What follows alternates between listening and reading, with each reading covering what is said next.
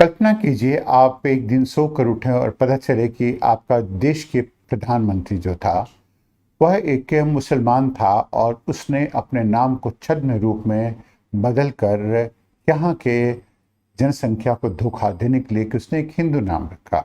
आपको कैसा लगेगा?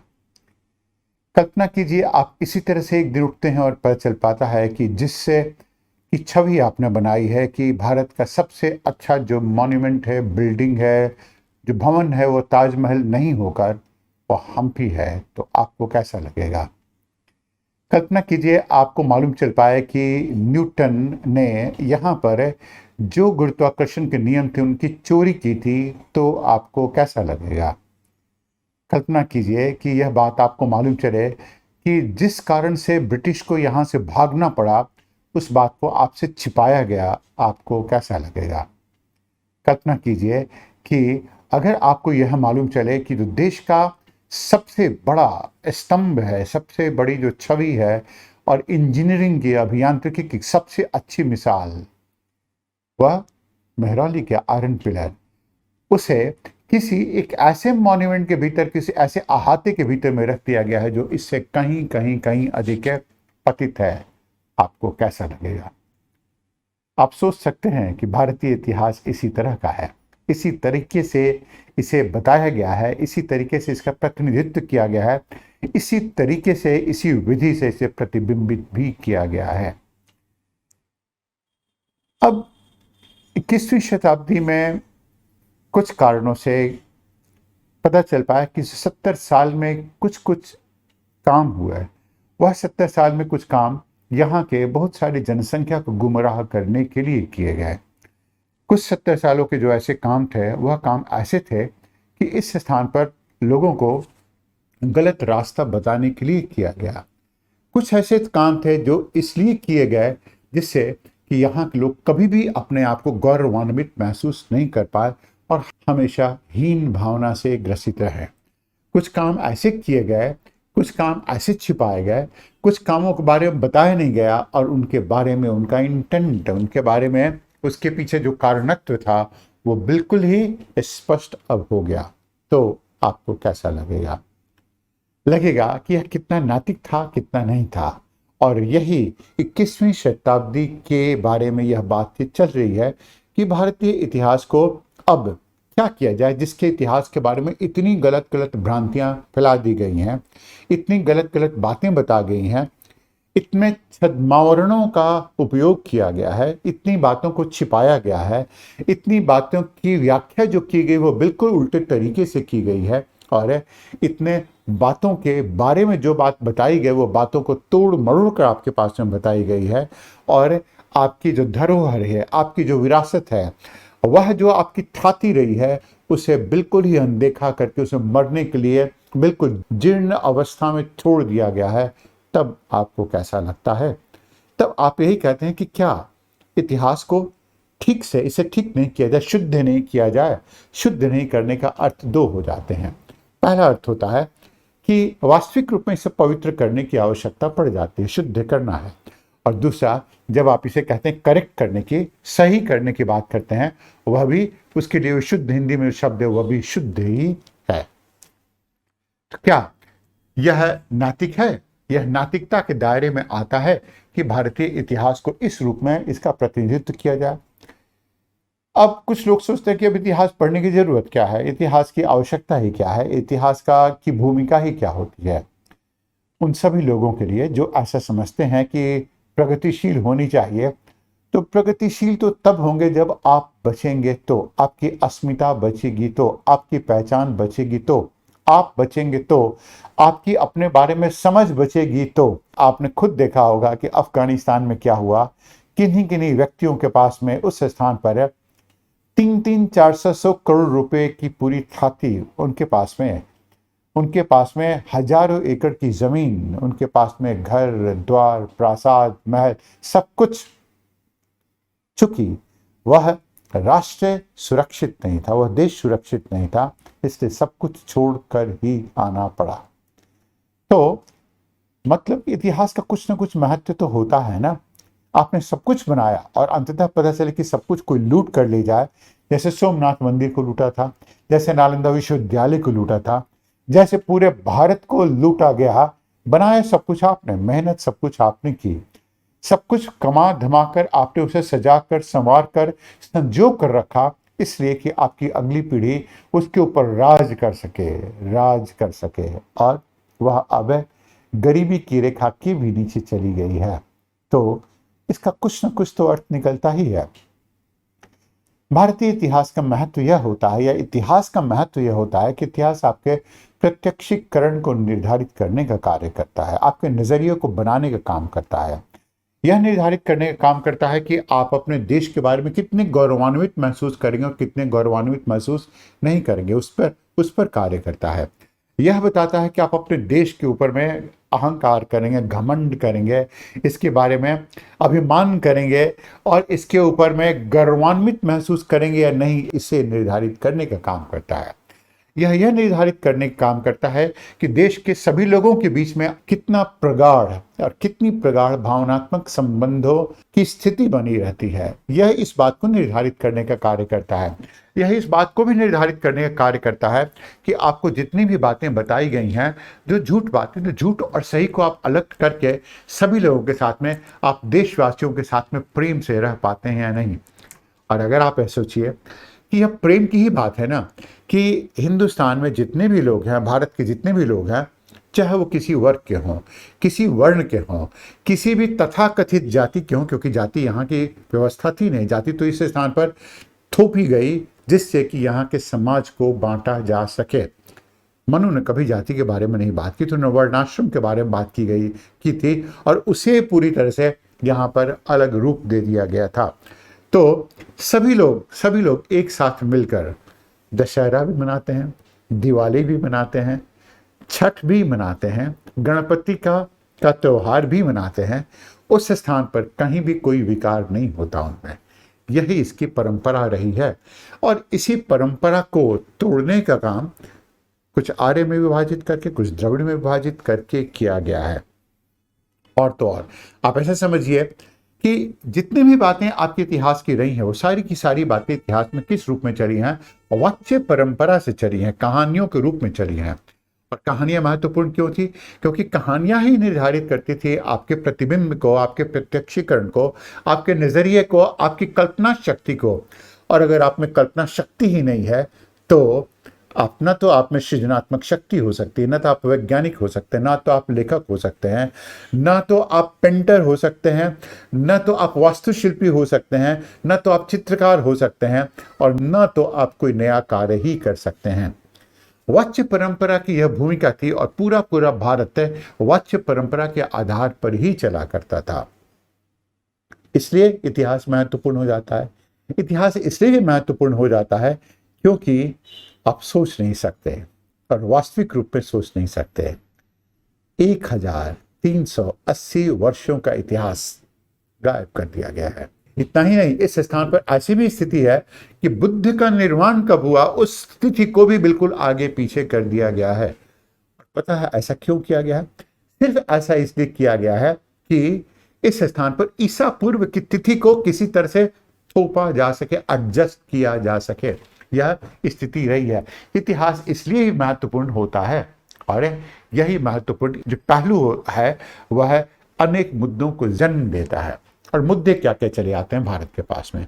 सबसे पहला कि जितनी भी व्याख्या की गई इतिहास में वो सभी विरूपित हैं। विरूपित मतलब कि वह उनका मेटामॉर्फिज्म हो चुका, उनका डिस्टॉर्शन हो चुका है, उनका विरूपण मतलब उनका रूप ही बदल दिया गया है। जितने भी ऐसी व्याख्याएं थी, अब एक व्याख्या के बारे में मैंने आपको बताई, वर्ण व्यवस्था। वर्ण व्यवस्था कहीं से भी जाति व्यवस्था नहीं थी, किसी भी तरह से जाति व्यवस्था नहीं थी। यह वर्ण व्यवस्था की व्याख्या उस रूप में की गई कि भारत को जातियों में बांटा जा सके। और अब इसका उपयोग कौन करता है? तो यहाँ के घृणित राजनीतिज्ञ करते हैं। यहाँ के घृणित कुछ लोग करते हैं जो कभी इसी समय पर कि उत्तर प्रदेश के मुख्यमंत्री भी हुआ करते थे, वो उनके पिताजी सभी लोग उनके हुआ करते थे, ये लोग करते हैं। बिहार में किया गया है इस रूप में, इसलिए किया गया कि इसके आधार पर ही वह उस पूरे के पूरे स्थान पर राज भी कर सके। उसी रूप में आप देखेंगे धर्म का और रिलीजन। अंग्रेजी में शब्द आता है रिलीजन और हिंदी में आता है धर्म। धर्म का अर्थ होता है कर्तव्य बोध। आप मानवीय हैं, आप मानव हैं, तो मानवीय मूल्यों के आधार पर आपका जो धर्म बोध होता है वह किसी रिलीजन से संबंधित नहीं होता है। रिलीजन में कुछ लॉ होते हैं, कुछ नियम होते हैं। यहाँ पर कोई लॉ और कोई नियम नहीं थे, कोई प्रोटोकॉल नहीं थे इस स्थान पर जो कि आपको चलाने का काम कर सके, जो कि आपको आगे लेकर जाने का काम कर सकें। यह नहीं था। और ये कहाँ पर होता था? ये यूरोपीय देशों में हुआ करता, जिनका समाज अव्यवस्थित हुआ करता था। हमारा समाज तो समाज नहीं था, वो तो संयम से चला करता था। यहाँ तो समाज की संकल्पना तक नहीं थी। या फिर व्याख्या का खेल है। व्याख्या का ही खेल है कि भारत में गुरु अलग हुआ करते थे, शिक्षक अलग हुआ करते थे। और अब इसे जोड़ देते पश्चिमी देशों ने क्या दिया? उन्होंने दिया कोच दिया, उन्होंने क्या दिया? ट्रेनर दिया। तो इन सब शब्दों का अलग मतलब हो जाता है। इस व्याख्या का ही अर्थ होता है कि यहाँ पर साथी का अर्थ अलग, जो साथ दे, मित्र का अलग, जो मित्रवत व्यवहार करे, जो आपके लिए कठिन समय में काम आ सके, वह जिसे आप पसंद करते हैं, वह उसे आप जिसे प्रेम करते हैं। और प्रेम का भी भाव कैसा? वात्सल्य होगा, प्रेम स्नेह होगा, प्रेम में रमणीकता होगी, प्रेम की भाषा होगी उस स्थान पर। तो सभी प्रेम की परिभाषाएं अलग अलग थी। पश्चिमी शैली ऐसी नहीं थी, सिर्फ उसके लिए एक ही शब्द हुआ करता था। यहाँ पर लात का भी अलग अर्थ होता है, पैर का भी अलग होता है, जूती का भी अलग होता है। इस स्थान पर अंग्रेजी में इसके लिए सिर्फ एक शब्द होता है, लेग। तो यह व्याख्याओं की को पूरी तरह से विरूपित किया गया। बहुत सारे तथ्यों को गलत रूप में प्रेजेंट किया गया, उनका प्रतिनिधित्व किया गया। और कैसे किया गया? ये तथ्य इस रूप में थे कि जो भारतीय इतिहास को पूरी तरह से एक सिरे से लगाते थे। एक सिरे से मतलब कि कैसे इसकी शुरुआत हुई है और कहाँ तक हुई है, वह अब 75,000 साल पहले से इसकी शुरुआत हुई, जब पहले गांव बने। पहले गांव जो बने थे उनकी पूरी तरह से उनके बारे में अब ज्ञान भी मिल चुका है। 75,000 वर्ष पूर्व एक ज्वालामुखी क्रिया हुई थी, त्रोबा एरप्शन। तो त्रोबा का जो उद्गार हुआ था, उससे उद्गार के जो राख निकली, वह राख ने पूरी तरह से भारत को ही नहीं पूरे विश्व को उसने ढक दिया था। और उसके बाद में एक हिमयुग का आवरण भी आया था। तो उसमें यहाँ पर बहुत से ऐसे जगह दबे रह गए जो कि आज खोदने पर गांव ऐसे दिखते हैं, गांव ऐसे मिलते हैं उस स्थान पर। तो वहाँ से इसकी शुरुआत होती है। फिर इसकी शुरुआत होती है किस तरह से? तो वैदिक युग से, जो 15,000 वर्ष पुराना हुआ करता था। फिर इसकी शुरुआत कहाँ होती है? तो रामायण से, महाभारत से। रामायण के बाद महाभारत है, तो करीब 5,500 वर्ष पहले रामायण, उसके बाद फिर महाभारत है। अब समस्या आ गई कि यहाँ पर लोगों ने क्या किया? रामायण को बताया कि तो मिथक है, मतलब कि सब यहाँ के जो लोग हैं सब बिल्कुल काल्पनिक है। अरे काल्पनिक होते तो चिन्नकेश्वर के मंदिर में इनकी तस्वीर कैसे होती? अगर काल्पनिक होते तो ऐसा कैसे होता कि श्रीलंका में इनके अवशेष पाए जाते? अगर काल्पनिक होता तो अर्जुन के अंश कहाँ से मिलते हैं महाभारत के मध्य एशिया में? अर्जुन के जो इनकी वीरता की गाथा है वो भी कैसे वहां पर मिलती? अगर काल्पनिक होता तो इससे संबंधित जितने भी कैरेक्टर थे, जितने भी लोग थे जिन्होंने काम किया था, वो कहाँ से ऐसे आते? कल्पना ऐसे नहीं की जाती है। तो अगर रामायण और महाभारत मान लेते हैं कि यह काल्पनिक है, तो फिर वेद कहाँ गए? वेदों का उद्गम कब हुआ? वेद कब आए? यह प्रश्न चिन्ह चलाता है। 1300 सालों का जो इतिहास है उसको तो उन्होंने गायब कर ही दिया। और साथ साथ उन्होंने यह भी किया कि इतिहास के बहुत से चरित्रों को उन्होंने सम्मान भी नहीं दिया जो सम्मान उन्हें देना चाहिए था। मतलब कि ऐसे ऐसे कुछ चीजें थे जो कि जिन्हें कि सम्मान मिलना चाहिए था। प्राचीन भारत में भी, आधुनिक भारत में भी वह सम्मान उन्हें नहीं मिल पाया और वह मिथक बन गए। तो ये समस्या हमारे पास में आई और यह समस्या बरकरार रही है। अब आप ऐसे समझेंगे कि इसके साथ में ही 2-3 और भी पहलू चले आते हैं। और वो पहलू चले आते हैं जिससे कि मुगल इतिहास को इतना अधिक प्रश्रय दिया गया, इतना अधिक प्रश्रय दिया गया है, जिससे कि किसका कोई हिसाब ही नहीं दिखता है। मतलब ऐसे ऐसे लोगों का, जैसे कि लोधी, मतलब 35 साल का जिनका इतिहास रहा है, उसके ऊपर में आप पाएंगे अपने स्कूल की किताबों में पाएंगे पूरी तरह से चैप्टर लिखा हुआ है। और तो और लोधी गार्डन के भीतर में आप कल्पना कीजिए, इस अपमान की कल्पना कीजिए। लोधी गार्डन के भीतर में अशोक के स्तंभ को घेर दिया गया है और उसे नेग्लेक्ट किया जाता है, उसकी अवहेलना की जाती है, इसलिए कि लोधी को बड़ा किया जा सके। यह इतिहास में भी रहा है। इसके अलावा यहाँ पर इतिहास में जितने भी ऐसे कुछ प्रासाद रहे हैं, महल रहे हैं इस स्थान पर, या ऐसे किले रहे हैं, उन सबको बिल्कुल कुछ को अनदेखा करके, कुछ को गिरा कर, कुछ को तोड़ करके इस पर काम भी किया गया। अब आप कल्पना कर सकते हैं, किसी ने भी अगर ताजमहल देखा होगा और हम्पी देखा होगा तो उन्हें मालूम चल पाएगा हम्पी के आगे ताजमहल कहीं भी नहीं ठहरता है। न उसकी कलाकृति के सामने में, न उसके वैभव के सामने में, न उसकी सुंदरता के सामने में, न उसके शिल्प कला के सामने में, न उसके अभियांत्रिकी की दृष्टि से किसी भी रूप में ताजमहल कहीं भी नहीं आता है। लेकिन ताजमहल को साफ सुथरा रखा था, इसकी ब्रांडिंग की जाती है, और हम्पी को बिल्कुल उसे लात मार कर रखा जाता है। तो ये सब इसके पीछे मुद्दे चले आते हैं इतिहास में कि ऐसा हुआ क्यों। जब आपको उसे मालूम चल पाता कि ऐसा हुआ क्यों, तो तब आप इस बारे में सोचना शुरू करते हैं। इसके अलावा बहुत से ऐसे तथ्यों को आपसे छिपाने का काम किया गया। अब छिपाने का क्या क्या क्या काम किया गया, आप देखेंगे कि प्राचीन भारत के जितने भी लोग थे जिनका कि कुछ योगदान रहा, और ऐसे योगदान रहे जिससे कि दुनिया देखकर आज हतप्रभ है, जिससे कि चोरी करके लोग लेकर गए यहाँ से, उस योगदानों को लोग चोरी करके ले गए, और चोरी करके ले जाने के उपरांत में उन्होंने उसके ऊपर में अपना नाम डाल दिया। जैसे कि न्यूटन ने क्या किया, अपना नाम डाल दिया उस स्थान पर, उस प्रक्रिया को थोड़ी बहुत मात्रा में बदल दिया। ये तो भारत की खोज थी पूरी तरह से। उसी रूप में अगर आप देखेंगे यहाँ पर इनके सारे लोगों को, अब इस पूरे पहलू पर देखिए, इस पूरे भाग पर देखिए, इस स्थान पर, तो जो खगोल शास्त्र में भारत की जितनी भी योगदान थे उनको नगण्य कर दिया गया। सर्जरी में, शल्य चिकित्सा में सबसे बड़े जो शल्य चिकित्सक चरक सुश्रुत हुआ करते थे उनको ध्यान ही नहीं दिया गया। जो मनुष्य के पूरे शरीर के बारे में जो जानने का काम करते थे, एनाटॉमी के बारे में, पतंजलि, अब तो उन्हें थोड़ा बहुत उन्हें प्रश्रय भी मिला है, थोड़ा बहुत सम्मान भी मिला है। अर्थशास्त्र में चाणक्य के स्थान पर एडम स्मिथ इसके पिता हो गए। इसे वाक्य एटॉमिक थ्योरी ऋषि कन्नड़ ने दिया, उनका कोई योगदान का कोई महत्व ही नहीं है। आर्किटेक्चर पर, इंजीनियरिंग के ऊपर में विश्वकर्मा ने काम किया, उसी के ऊपर में मेडिसिन के ऊपर में धन्वंतरी ने काम किया, ग्रामर के ऊपर पाणिनि ने काम किया, और अन्य चीज़ों को ले लेंगे आप, तो स्टोरी राइटिंग के ऊपर में, मतलब कहानी लिखने के ऊपर में पंचतंत्र में विष्णु शर्मा ने किया, पॉलिटिक्स के ऊपर में अर्थशास्त्र में काम हुआ। ठीक ऐसे बहुत सारी चीज़ें थी यहाँ पर जो कि प्ले राइटिंग में जैसे कालिदास का हुआ। ये सारी चीज़ें नगण्य, और इनके स्थान पर लोग क्या पढ़ते हैं इस स्थान पर, तो इन्हें जानते भी नहीं हैं, और अगर जानते हैं तो किसे जानते हैं, तो शेक्सपियर को जानते हैं, किसी अन्य लोगों को जानते हैं, इन्हें नहीं जानते हैं। तो भारत में कुछ कुछ योगदान दिए गए, उनको पूरी अनदेखी कर दी गई। दूसरा, अगर आप इस पूरे पहलू को लेते हैं, दो अन्य चरित्रों को लीजिए, एक समुद्रगुप्त को और दूसरा ललितादित्य को। इतिहास साक्षी और पूरी दुनिया इस बात की साक्षी है कि समुद्रगुप्त ऐसा बड़ा राजा नहीं था, ऐसा बड़ा जिसे कहते कॉन्करर नहीं था। कॉन्करर का मतलब कि जो अलग अलग टेरिटरी को कॉन्कर करे, उसे जीते और जीत कर अपने में समाहित कर ले। समुद्रगुप्त हुआ थे। भारत की इतिहास किताबों में इनका मुश्किल से जिक्र है, और पूरी दुनिया इनके बारे में जानती है। और यहाँ पर लोग किसे जानते हैं, या तो नेपोलियन को जानते हैं, या फिर किसे जानते हैं, तो अलेक्जेंडर को जानते हैं। समुद्रगुप्त यह एक पहलू हुआ करता था। उसी रूप में ललितादित्य पूरे के पूरे मध्य एशिया में ललितादित्य का राज था, हुआ करता था। मध्य एशिया मतलब कश्मीर, लद्दाख है, सारा भाग।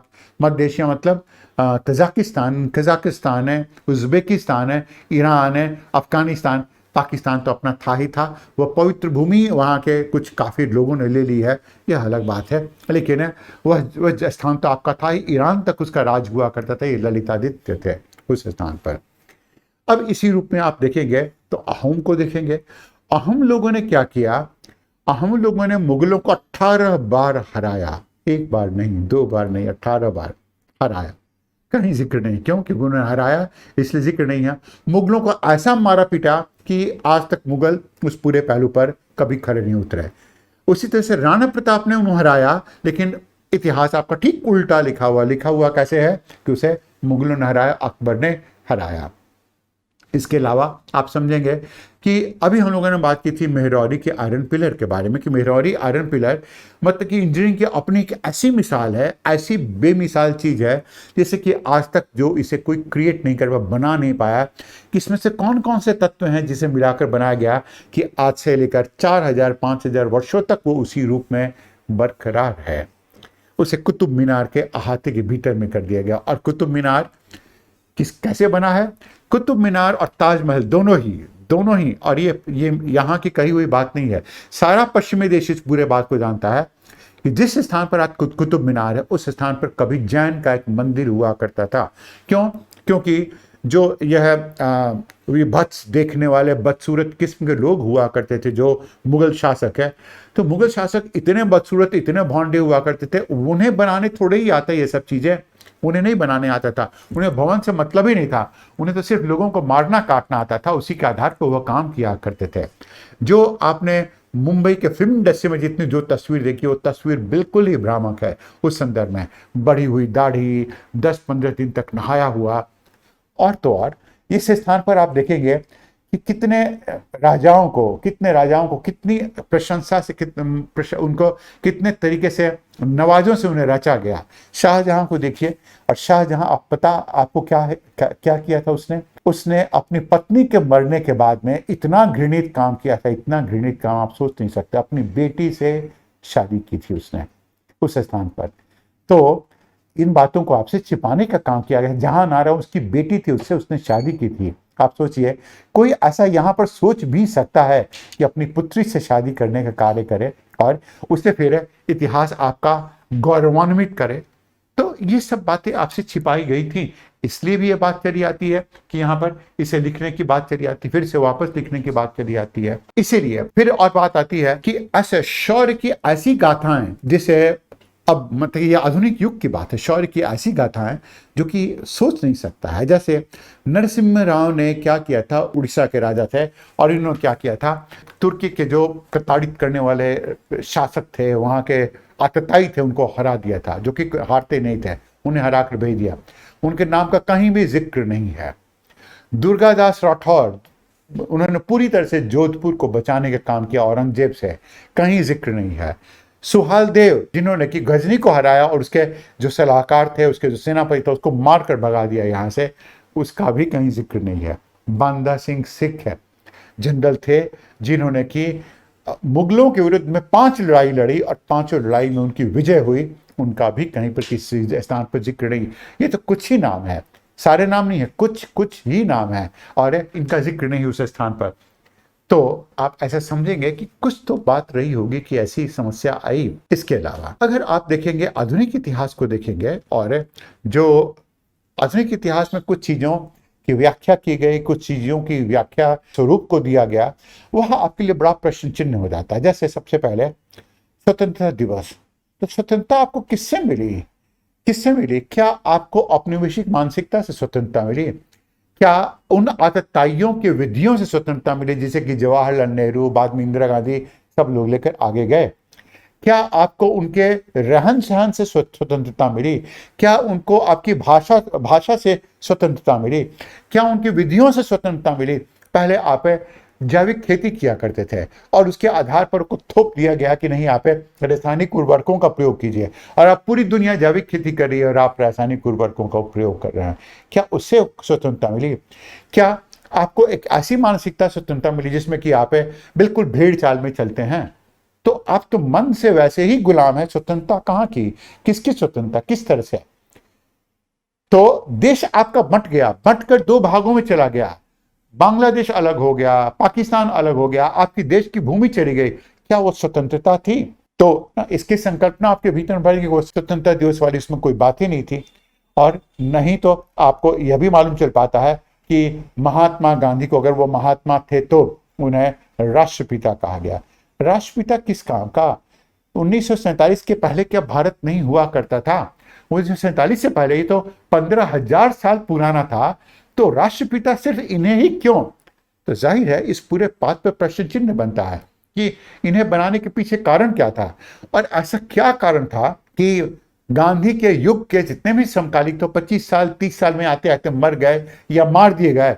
गांधी, सिर्फ गांधी, एक काले व्यक्ति को दक्षिण अफ्रीका से लाया गया, जो उस स्थान पर इंजीनियरिंग का काम करते थे, उन्हें बैरिस्टर बनाया गया, भारत में डाला गया, कांग्रेस का काम करने के लिए दिया गया, और फिर उन्हें जीवित रखा गया जब तक कि भारत है पूरी तरह से तथाकथित रूप से स्वतंत्र नहीं हो गया। और उसमें किसे बलिदान देना पड़ा? सुभाष चंद्र बोस को बलिदान देना पड़ा। तो आप सोच सकते हैं कि इतनी बातों को छिपाने का काम, और ये तो सिर्फ जिसे नहीं कहते हैं, बिल्कुल छोटा सा अंश है। यह हमारे उस छोटे से विषय का अंश चला आता है जिसमें हम लोग बात कर रहे हैं कि क्यों क्या यह नैतिक है कि हम लोग अपने इतिहास को फिर से लिखने का कार्य करें। तो आप देखेंगे ऐसा हुआ क्यों, तो इसे होने के पीछे में इसका कारण भी हुआ करता था। अब जैसे एक कारण था इसके पीछे में कि इतिहास को लिखने में अभी तक पिछले जो कांग्रेस के समय पर पूरे 70 साल में जितने भी शिक्षा मंत्री हुआ करते थे, तो एक टर्म को छोड़कर सारे के सारे शिक्षा मंत्री मुसलमान। यह मतलब नहीं रखता कि वो मुसलमान थे या हिंदू होते या सिख होते या कोई भी होता, मतलब यह रखता है कि उनके ऊपर इतनी आस्था रखी गई, इस बारे में कोई भ्रम ही नहीं था, कोई विभेद नहीं किया जाता कि शिक्षा मंत्री कौन है, वह हिंदू है या मुसलमान है। लेकिन उन लोगों ने क्या किया कि उन लोगों ने यह आश्वस्त कर दिया, इन लोगों ने बिल्कुल लगभग एक तरह कहते हैं अंग्रेजी में श्योर कर दिया कि भारतीय अपने इतिहास की गलतियों से सीखे नहीं, क्योंकि इतिहास के उन सारी गलतियों को अगर वह जानते कि उनके ऊपर मुसलमान आतताइयों ने क्या क्या किया था, कौन कौन सी बर्बरता दिखाई थी और किस युग में नहीं दिखाई थी। बाबर ने दिखाई, उसी रूप में अकबर ने दिखाई, जहांगीर ने दिखाई, उसी रूप में औरंगजेब ने दिखाई। दारा शिकोह को अगर छोड़ देते हैं और अकबर को कुछ हद तक छोड़ देते हैं तो सभी लोगों ने आताइयाँ, टीपू सुल्तान ने दिखाई, और 1921 तक आकर मोपीलाक मुसलमानों ने तक दिखाई। कहीं भी किसी स्थान पर हिंदू और मुसलमान कभी भी एकजुट नहीं थे, कभी थे ही नहीं, पूरे इतिहास में ही नहीं थे। मुसलमान लूटने के लिए आए थे, वो यहाँ पर आतंकवादी थे और वो आतंकवादी की तरह ही काम करते रहे। तो सिर्फ यह बचाने के लिए कि वह अपना गार्ड नहीं रख पाए, मतलब कि अपने आप को सुरक्षित नहीं कर पाए, इसलिए छिपा दिया कि ये तो गंगा जमुना तहजीब है। किस बात की तहजीब, कहाँ की तहजीब, जो कि सब कुछ यहाँ पर लूटपाट करने के लिए जिसका उद्देश्य था, कैसी तहजीब। और दूसरी बात इन्होंने ये क्या की, दूसरी बात इन्होंने की कि इन्हें बिल्कुल इन्फीरियर, मतलब कि इन्हें बिल्कुल ही आपने कि वह हीन भावना से ग्रसित रहे। उन्हें सारी बातों का समावेश किया उन किताबों में, जिससे कि उनकी हीन भावना बिल्कुल ही बढ़ी रहे। मतलब आपको तो मारा गया, आपके तो ऊपर 11 साल का रूल किया गया, आपको तो कुछ आता नहीं था, इस स्थान पर आपकी बेटी बहुओं को हम लोगों ने उसका बलात्कार कर दिया, आपके धन को लूट लिया, आपसे कुछ भी नहीं हो सकता, आप नपुंसक हैं, ना मर्द हैं। ये सारी बातें उन्हें अप्रत्यक्ष रूप में बताने की कोशिश की गई है, और यह बताने की कोशिश की गई कि आपसे गया गुजरा विश्व में कोई भी नहीं हो सकता है। ठीक नए चीजों की इंटरप्रिटेशन ने एक अलग रूप में किया गया, अलग रूप में उनका इंटरप्रिटेशन मतलब व्याख्या की गई, एक नया नैरेटिव सेटअप किया गया। नैरेटिव का मतलब हो पाता है, वो नैरेटिव का अर्थ हो जाता है, यह होता है कि क्या बताना चाह रहे हैं, मतलब कि बताने के पीछे हम एजेंडा क्या है, और यह एजेंडा महत्वपूर्ण हो जाता है उस स्थान पर। और यह एजेंडा कहीं से भी ऑब्जेक्टिव नहीं था, मतलब कि वस्तुनिष्ठ नहीं था। वह एजेंडा किसी रूप में ऐसा नहीं था जिससे कि आप समझ सकते थे कि यह वस्तुनिष्ठ है, दूध का दूध और पानी का पानी, तथ्यों को बिल्कुल सही रूप में ढाला जाए। और जब तक तथ्यों को सही रूप में नहीं ढाला जाता है, बताया नहीं जाता है, तब तक आपके पास में न्याय नहीं होता है, आपकी शिक्षा के साथ में न्याय नहीं होता है, आपके व्यक्तित्व के साथ में न्याय नहीं होता है, आपके इतिहास के साथ में न्याय नहीं होता है, आपके देश के साथ न्याय नहीं होता है, आपके राष्ट्र के साथ में न्याय नहीं होता है, आपके साथ में नहीं होता, आपके व्यक्तित्व के साथ नहीं होता, आपके प्रत्यक्षीकरण के साथ नहीं होता है, और आपकी पूरी मानसिकता के साथ में नहीं होता है, आपके आने वाले भविष्य के साथ में नहीं होता है। क्या ऐसी न्यायहीन व्यवस्था उपयुक्त है? To have more such discussions and analysis, subscribe to our channel and hit the bell icon for notifications on our upcoming videos.